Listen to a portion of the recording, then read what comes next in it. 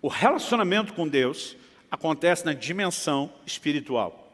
Em 1 Coríntios 6, Paulo diz, aquele que se une ao Senhor é um só espírito com Ele. Então, o lugar onde eu e você precisamos entender que Deus vai trazer direcionamento é no nosso espírito. Ele é a lâmpada do Senhor. Em Romanos, no capítulo 8, no versículo 14, a Bíblia diz que todos os que são guiados pelo Espírito de Deus são filhos de Deus. Mas a pergunta é, como o Espírito Santo guia os seus filhos? Eu me lembro, aos 15 anos de idade, tinha recém sido cheio do Espírito Santo, e eu ouvi alguém dizer, se você quer ser uma águia, ande com as águias. Se quer ser uma galinha, fique com elas. Né? Você vai aprender comportamentos distintos com gente distinta. E eu decidi colar naqueles que eu entendia, reconhecia como ser as águias. Quem são os que estão voando alto? O que eu posso aprender? E lembro de ter me aproximado de um pastor que se movia nos dons do Espírito Santo de uma forma impressionante. Eu nunca tinha visto aquilo naquela dimensão, com aquela frequência antes. E uma das áreas onde Deus usava muito aquele camarada era nesse aspecto do fluir profético. Era impressionante, tanto palavras proféticas, línguas com interpretação, palavra de conhecimento. Né? Eu via ele falar coisas assim da vida das pessoas impressionantes. Aliás, foi uma das primeiras palavras proféticas que eu recebi na minha vida. Né? Pisei num culto, numa igreja onde eu não conhecia ninguém, e esse camarada veio até onde eu estava e falou, olha, eu tenho uma palavra de Deus para você. Com a cabeça do lugar onde eu fui treinado, imaginei, acho que ele vai me ler um versículo da Bíblia.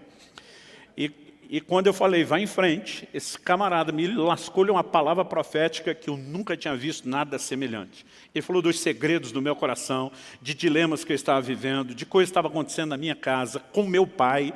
Né? Eu sabia não só que era impossível ele saber daquelas coisas, como tinha aquele testemunho, Deus está falando comigo. Isso mudou minha vida, gente. Porque até então eu imaginava o relacionamento com Deus, né, ou de Deus conosco, meio que sendo uma coisa no atacado. Deus lidando com todo mundo no geral. Eu nunca tinha percebido a importância de entender um relacionamento pessoal. Até aquele dia onde Deus não apenas está falando dos segredos do meu coração, mas dos planos e do propósito que Ele tinha para a minha vida. E de repente eu comecei a entender uma dinâmica diferente. Falei, peraí, Deus enxerga cada um de nós no meio da multidão como um indivíduo. E a Bíblia é enfática nisso. A Bíblia diz que Ele sabe coisas sobre você que nem você sabe. Por exemplo, quantos fios de cabelo tem na sua cabeça. Está certo, na cabeça de alguns a conta fica mais fácil para ele do que de outras, mas não importa, ele sabe. E eu comecei a enxergar, e isso mudou completamente a dinâmica do meu relacionamento com Deus. Imaginar alguém que está olhando para mim como um indivíduo, dizendo, eu amo você como pessoa, não apenas porque você faz parte de uma massa chamada humanidade. Eu tenho planos para você. Isso mudou completamente o meu relacionamento com Deus. E depois disso eu comecei a pensar, por que a maioria das pessoas não enxerga o que eu enxerguei? Imaginei, bom, eu só descobri o Deus de relacionamento pessoal depois de uma palavra profética, onde eu percebi então que Deus me enxergava, realmente me reconhecia. Eu falei, talvez o que esteja faltando seja profecia. Mal sabia eu que em alguns lugares, alguns círculos, estava sobejando profecia e que a coisa estava bem bagunçada. Então, no auge da sabedoria dos meus 15 anos de idade, deduzi, o que falta para a igreja de hoje é profecia. Eu pensei, então preciso ajudar Deus, mas não sabia nada sobre profecia. Então, encostei naquele camarada que Deus tinha usado na minha vida, que eu via ser usado na vida de outros. E eu lembro de um dia que eu cheguei para ele, como é que Deus fala com você? Eu fiz perguntas que hoje eu tenho vontade de rir. Eu dizia, é sempre a mesma voz? É voz de homem, é voz de mulher? Né? Tipo assim, vê uma voz diferente, como quando você liga para alguém, você já acha que é engano. Nesse caso seria um baita engano. E eu comecei a bombardear ele perguntas e ele só fazia rir. Hoje eu também tenho vontade de rir, me imaginando no lugar dele. E de repente ele olhou para mim e falou, para, Luciano, você está espiritualizando demais a coisa. Ele falou, aliás, esse é o problema da igreja, é mistificar demais aquilo que deveria ser simples.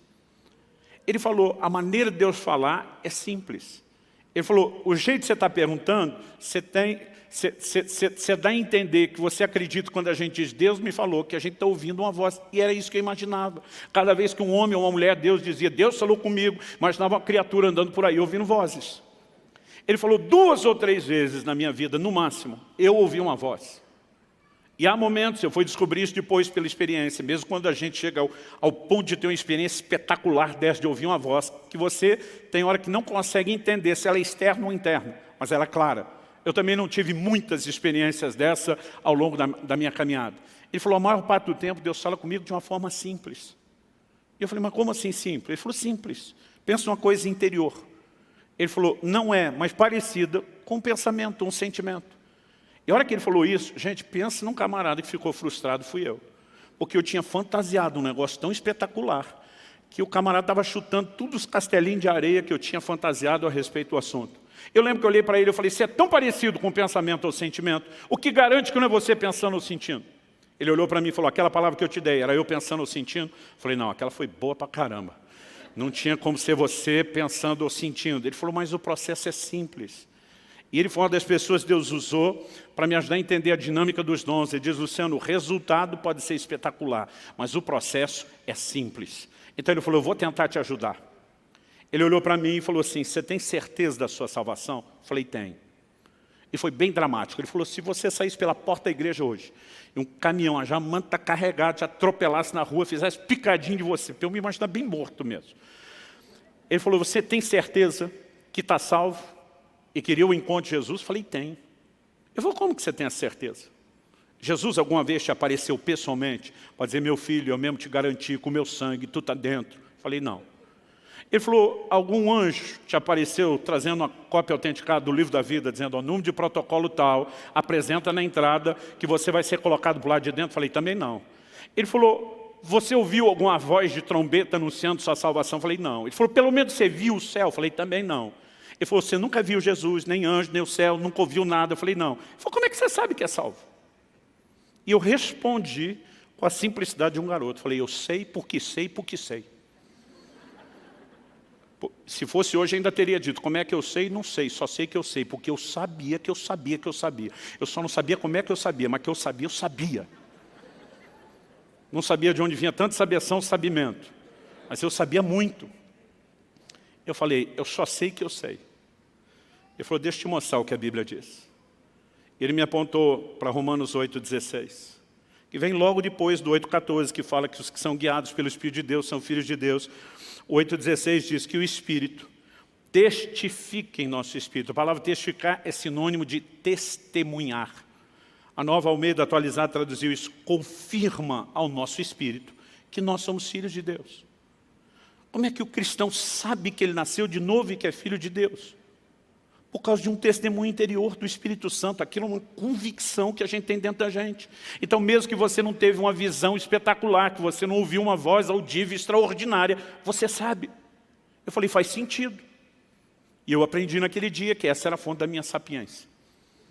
A sapiência eu coloquei agora só para dizer para vocês que eu descobri que não tem sabeção nem sabimento. Mas ele diz, essa convicção que você tem, ela procede do Espírito Santo, por isso que ela é forte. Eu falei, agora faz sentido eu saber tanto. Agora ele falou, pensa comigo, se num dos assuntos tão importantes da vida cristã, que é a certeza de salvação, ele decidiu falar com você por meio de um testemunho interior, e não necessariamente por meio de uma voz audível ou de uma visão espetacular. Ele falou, por que você acha que no resto da vida cristã, ele não possa falar da mesma forma e da mesma maneira? Ele falou, o problema da maioria das pessoas é que elas não entendem a simplicidade do processo e não sabem interagir com o Espírito Santo. Eu me lembro de uma ocasião que eu estava ensinando sobre a simplicidade do testemunho interior. Eu citei semana passada, vou repetir aqui. Tem gente que diz, ah, pastor, Deus não fala comigo, o Espírito Santo nunca falou comigo. E eu digo, todo culto você tem um teste. Quando chega a hora da oferta, duas vozes falam dentro de você. Uma diz, dá nada não. Ou dá essa menorzinha aí. Falei, outra coisa dentro de você, te sugere o quê? Tá assim, pula para aquela outra maiorzinha. E eu lembro que eu falei para essa pessoa, e não quero parecer que há descaso com o problema. Quem tem é sério, precisa de atenção e cuidado. Mas eu olhei para aquele camarada e falei, a menos que você esteja sofrendo no mais alto nível de esquizofrenia e dupla personalidade. Eu falei, por que tem duas vozes discutindo dentro de você? Eu falei, vamos por eliminatória. A sua nós já sabemos quem é, seu avarento. É a que não quer dar. Eu falei, de quem você acha que é outra sugestão para que você oferte? Aí ele olha para mim com a cara de quem quer desconversar e diz, será que é o diabo? Eu falei, só se ele converteu. Irmão, o tempo todo nós vamos ter experiências assim. Você tratou o cônjuge, os filhos ou os pais de uma forma que não deveria, daqui a pouco algo dentro de você está te dizendo, você não agiu como deveria. Não é só a sua consciência. Paulo também fala do testemunho da consciência, mas o Espírito Santo fala conosco. O problema é que muitas vezes, porque você não ouviu uma voz, você não valoriza aquilo como se fosse uma orientação da parte de Deus. Aí eu lembro que um dia eu estou ensinando sobre esse assunto, sobre a simplicidade do testemunho interior, dizendo que muitas vezes eu tenho feito coisas assim, aparentemente absurdas aos olhos dos outros, por causa de uma convicção. As pessoas me perguntaram, passou aquelas 2 vezes que o senhor fez jejum de 40 dias, foi porque um anjo falou com você? Eu falei, não, porque eu tive uma convicção no meu espírito, e eu não preciso de mais nada além dessa convicção, principalmente porque, com o tempo, você vai aprendendo que esse recurso é muito confiável. Mas eu estava ensinando sobre isso em um determinado lugar, numa escola. E eu lembro que entre o intervalo de uma aula e outra, um irmão me procurou e falou, pastor, que Deus fala, eu não posso negar, para mim a Bíblia é clara. Jesus disse, as minhas ovelhas ouvem a minha voz. Então, essa é a questão resolvida, Deus fala. Ele falou, mas eu tenho uma teoria. E eu particularmente gosto de colher as pérolas de sabedoria no meio do povo. Eu falei, me expõe a sua teoria. Ele falou, no reino natural não tem gente surda, que tem uma deficiência, não ouve? Eu falei, sim. Ele falou, acho que espiritualmente eu sou surdo. Então, para ele estava resolvendo assim, não é que Deus não fala, mas eu não ouço nunca e ponto final. Eu estou segurando a vontade de rir, porque era uma coisa que eu nunca tinha ouvido antes, eu não tinha liberdade com a pessoa, estou fazendo uma cara de paisagem, tentando pensar como eu administro isso, e o Espírito Santo falou comigo. Não por meio de uma visão espetacular, nem de uma voz audível, mas aquilo veio claro no meu espírito. Pergunta para ele, quantas noites já faz que ele vem acordando às 3 da manhã em ponto? E aquilo era tão nítido dentro de mim, que eu sabia que não era meu. Eu falei, desculpa te interromper, mas eu preciso fazer uma pergunta para você antes de nós continuarmos a conversa. Quantas noites já faz? Você vem acordando às 3 da manhã em ponto. Quando eu falei isso, ele arregalou os olhos. Como é que o senhor sabe disso? Eu falei, quantas noites? Ele falou, nem sei te dizer. Já faz muitas noites. Eu falei, o que acontece quando você acorda às 3 da manhã em ponto? Ele falou, pastor, eu sou um cara que não costuma acordar à noite. Eu deito e durmo assim com força. Mas ele falou assim, eu acordo toda noite, eu olho no relógio, não é 2h59 nem 3h01. A hora que eu acordo é 3 em ponto instalado. Eu falei, ok, o que você sente? Ele falou, eu sinto a vontade de orar. Eu falei, o que você faz? Ele falou, pastor, isso não é hora de orar, eu viro para o lado e durmo. Eu olhei para ele e falei, criatura, seu problema não é surdez espiritual, é estupidez espiritual. Eu falei, tu não parece nem dos que gostam de orar, acorda toda madrugada, 3 em ponto, com o mesmo desejo, e não entendeu que é Deus te chamando. Aí ele me olha e diz, sabe que o senhor falando assim agora? Irmãos, nós mistificamos o que é a liderança do Espírito Santo. E nós muitas vezes não conseguimos viver nesse lugar por falta de correspondência. Aliás, existe algo a respeito do profético que eu aprendi. Eu entendi isso muito mais dentro da questão da prática do fluir profético e dos dons, mas acredito que a dinâmica para viver a liderança do Espírito Santo é a mesma, até porque eu falei antes, se você não corresponder com Deus, você nunca vai passar para o próximo nível. E algo que eu entendi foi aquela dinâmica que a Bíblia nos mostra a respeito de quando Deus fala com Samuel a primeira vez. O menino está vivendo na casa de Deus, mas a Bíblia diz que naqueles dias as visões eram raras e não muito frequentes. Em outras palavras, o profético estava adormecido, praticamente apagado. E um dia esse menino ouve uma voz. Samuel, ele levanta correndo e vai falar com Eli, o sacerdote, achando que Eli o chamou. Imagino ele aborrecido até ter sido acordado por algo que ele não sabe, diz, não te chamei, piá. Isso na tradução da Bíblia, na linguagem de hoje, versão paranaense, é claro. As outras não está escrito piá. Volta a dormir. E o piá vai deitar, e daqui a pouco a voz chama a segunda vez. Ele vem e diz, o senhor me chamou, não chamei a primeira, não chamei a segunda, volte a deitar. O menino deita, a voz chama de novo, ele vem a terceira vez. E de repente o Eli, com o discernimento já velho, gasto e enferrujado, talvez tenha se recordado de uma época em que a voz de Deus se manifestava naquela casa. E de repente, depois de 3, ele entende e diz, garoto, se a voz falar com você de novo, não vem aqui atrapalhar meu sono. Você vai dizer assim, fala Senhor, porque o teu servo ouve. Agora, gente, vamos pensar, que instrução é essa? Qual inteligência você encontra por trás de uma orientação como essa? Em primeiro lugar, Deus é onisciente. Deus já não sabe que o menino está ouvindo. E se Deus não fosse, o menino está levantando para procurar quem está falando. Por que o menino tem que dizer para Deus? Pode falar, o teu servo está te ouvindo. O que ele está instruindo o garoto não é um processo informativo para Deus.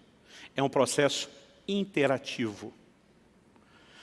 Quando a voz de Deus se manifesta, eu gosto de dizer que para a gente entender isso é parecido com o jogo de dama ou xadrez. Cada vez Deus faz um movimento, enquanto você não fizer o seu, Ele não vai fazer o próximo. E eu e você precisamos aprender a ser sensíveis a qualquer impulso do Espírito Santo. Se nós não entendermos isso, acredito que nós vamos perder muito daquilo que Deus tem para as nossas vidas. Há um momento onde nós podemos entrar num lugar de orientações espetaculares, mas acredito que isso não vai vir sem que primeiro a gente aprenda a seguir os pequenos impulsos do Espírito Santo. Quem está entendendo, diga amém. Eu acredito que isso deve ter acontecido em janeiro de 2001. Eu estava no Canadá e eu tive uma experiência que mudou a minha vida. Mas antes do Canadá, vamos voltar 4 meses antes, setembro do ano 2000. Eu me lembro de uma viagem que eu tinha que fazer. E algo que eu pedi a Deus, uma oportunidade que eu queria, entendia que Deus tinha algo, que Ele iria falar comigo a respeito de uma decisão que eu tinha para tomar, era algo naturalmente falando impossível. E acordei com a ligação, me escalando para aquela viagem. Mas a pessoa foi muito enfática, disse, tenha certeza que você está com seus documentos para não ter nenhum problema. Então a primeira coisa que eu fui fazer antes de me arrumar foi achar minha carteira. E eu revirei a casa, literalmente de alto a baixo, era um sobrado, e não achei. Fui buscar ajuda com os profissionais, acordei minha esposa, porque as mulheres têm um dom de fazer as coisas sumidas aparecer. Meu bem, onde é que está a tesoura? Na segunda gaveta da conta, não está lá, ela abre, aparece a tesoura. Aí chamei, falei, meu amor, preciso de ajuda de gente especializada. Eu procurei a carteira na casa inteira, cômodo por cômodo, não achei. Eu não posso fazer a viagem. Eu lembro que ela olhou e disse, conseguiu a viagem. Eu falei, consegui se eu achar a carteira. E eu não estou achando essa carteira. Ela disse, deixa comigo. Mas depois de fazer a varredura de alto a baixo, ela me olha e diz, essa carteira não está aqui. Eu falei, eu tinha essa suspeita. Agora, vindo de uma expert como você, me ajuda a pensar o que pode ter sido feito com ela. Falei, eu lembro que eu fui para o culto, isso era segunda de manhã. Eu lembro que eu fui para o culto, domingo à noite, com essa carteira. Ela falou, então talvez você esqueceu na igreja. Corri para a igreja. Naquela época a gente ainda tinha os zeladores que moravam na igreja, pedi para abrir, fui olhar, próximo das cadeiras onde eu sento, derrubei nada, pensei, eu fui no gabinete atender alguém, olhei nada, aí comecei a pensar onde fomos depois. Bom, jantamos na casa do irmão fulano de tal, fui lá acordar o irmão fulano de tal, falei, cara, eu acho que eu deixei minha carteira aqui ontem, nós demos uma revirada na casa dele, nada da carteira, e aí começou a me dar uma angústia a respeito do assunto da viagem. Eu falei, não é possível que aquilo que eu tinha tanta certeza que Deus ia me dar, me deu, eu vou perder pela falta da carteira. Então, quando eu fui saindo da casa dele, eu comecei a orar e dizer, Deus, me mostra onde está essa carteira, mas me mostra, na minha cabeça, minha fé era assim, só me ajuda a lembrar. Enquanto eu estou orando, me mostra, me mostra, me mostra. Eu assisti como fosse um filme, numa tela de cinema. Eu vi o momento onde eu estava saindo da casa onde eu morava para o culto. A casa era uma casa mais alta que o nível da rua, e a escada que descia para o portão, não o de carro, portão de pedestre, como é que chama isso? Né? Eu lembro que era uma escada assim, torta, meio em S. E eu vi como se tivesse uma filmagem lá de baixo, pegando eu de cima. Né? Tinha chovido muito aquela tarde, tinha uma enxurrada como eu nunca vi igual na frente de casa. E para eu poder chegar no carro, que eu não tinha colocado na garagem, tinha parado na frente, eu ia ter que dar um pulo enorme. Então, eu me vejo no filme calculando o pique que eu tenho que dar naquela escada para conseguir pular a enxurrada toda. Era daquelas, se você pisa, não molha só o sapato, era pelo menos metade da perna. E eu estou ali calculando. Era um dia frio, e eu estava usando, por cima da roupa, um sobretudo. Nesse sobretudo tinha um bolso grande do lado. E naquela visão, naquele filme que está passando, eu vi a carteira que eu usava na época, a turma chamava antigamente de capanga. Agora a gente vai saber a idade de quem, dependendo do jeito que a pessoa ri. Tem uns que ri de lembrança, tem outros que ri de que coisa ridícula. Mas era um negócio que a gente botava um talão de cheque. Bom, quem não sabe o que é capanga não deve saber o que é talão de cheque também, né? A gente botava ele inteiro aberto, sem dobrar. Então era uma carteira enorme. E eu tinha colocado ela no bolso do sobretudo. Mas apesar do bolso ser grande, a carteira era enorme. Ela está assim, quase metade para fora. Eu estou vendo tudo isso na visão. E eu vi que a hora que eu desci correndo e dei o pulo, o movimento que eu fiz com a perna direita bateu do lado de dentro, no sobretudo. Pensa num filme assim que deu zoom na carteira. A câmera deu um zoom e eu vi, naquela hora, pelo lado de fora, a carteira sendo ejetada, projetada para fora. Mas aquilo foi tão nítido, eu simplesmente vi ela sair do bolso, era que começa a cair, sumiu a visão. Eu corri para frente de casa. Falei, deve estar lá ainda. Eu morava assim, literalmente no fim da linha, o meu bairro. Era uma esquina que virava para voltar na outra rua, não tinha mais quase nenhum movimento, a não ser os moradores. Falei, a carteira deve estar ali. E quando eu cheguei, comecei a procurar, nada da carteira ali pela calçada. Pensei, algum vizinho achou, pode jogar no quintal, nada. Olhei caixa do correio, nada. E de repente eu falei, não, eu tenho certeza que eu não inventei aquilo. Falei, Deus, eu quero ver o fim do filme. Eu falei, o filme parou antes de eu ver onde a carteira caiu. Eu quero ver o fim do filme. E de repente aquilo voltou como se tivesse pausado, aquele carteirão no ar. E alguém deu play. E eu vi exatamente onde a carteira caiu. Ela caiu dentro da enxurrada.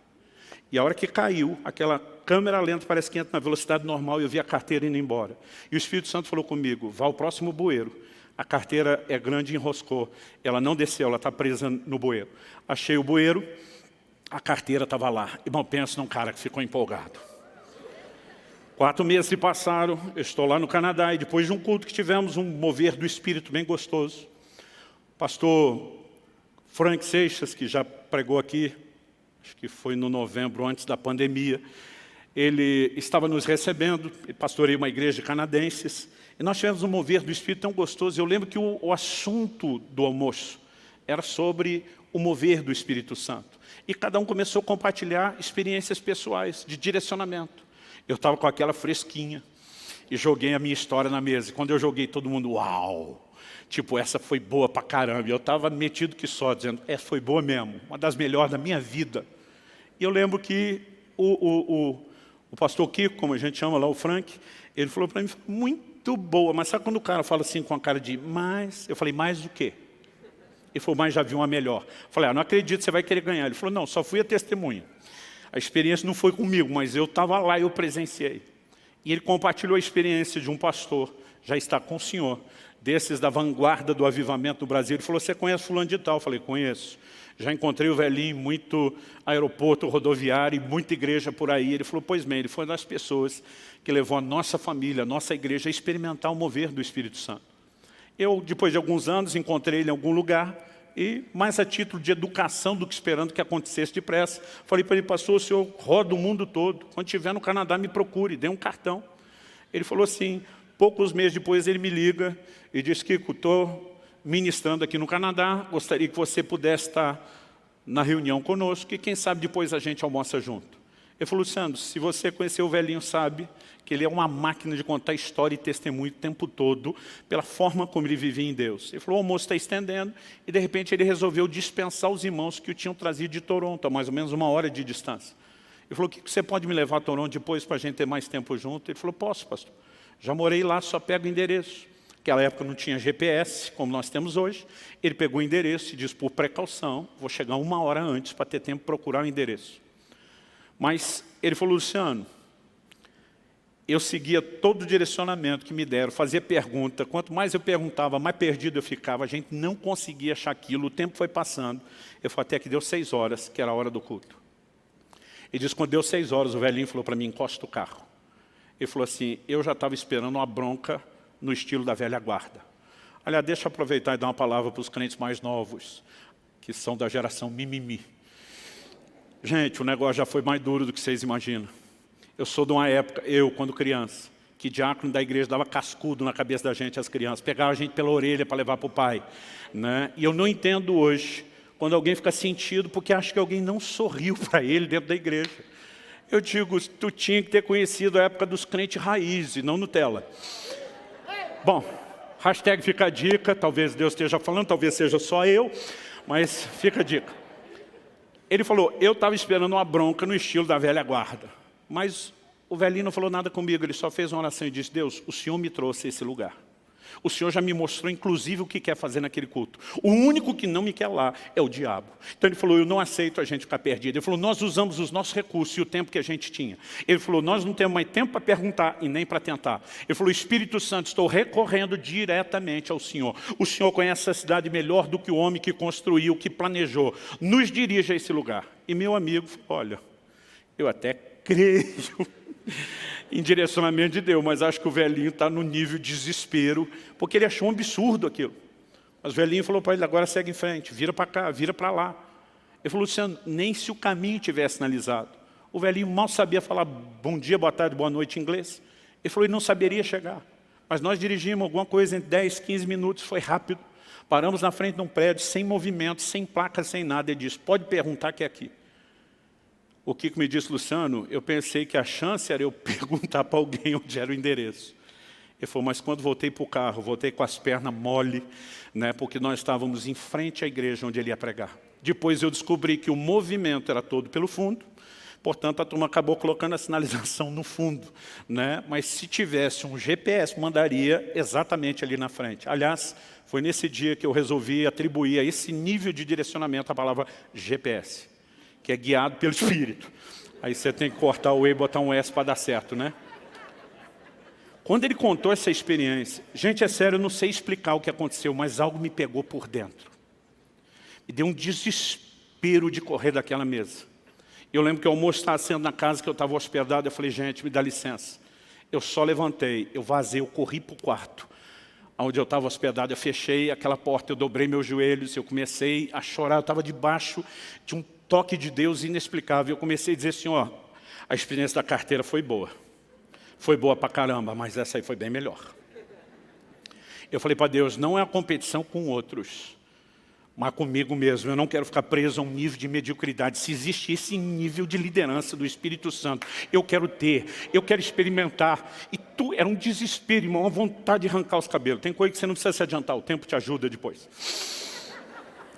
E eu dizia, eu quero viver a liderança do Espírito Santo. E eu estou ali de joelho chorando, e eu nunca mais vou esquecer esse dia. O Espírito de Deus falou comigo, não foi só um testemunho interior. Eu não sei se a voz foi externa ou foi interna. Mas a voz falou, o que é fiel no pouco, será fiel sobre o muito. Mas o que é infiel no pouco, será infiel no muito.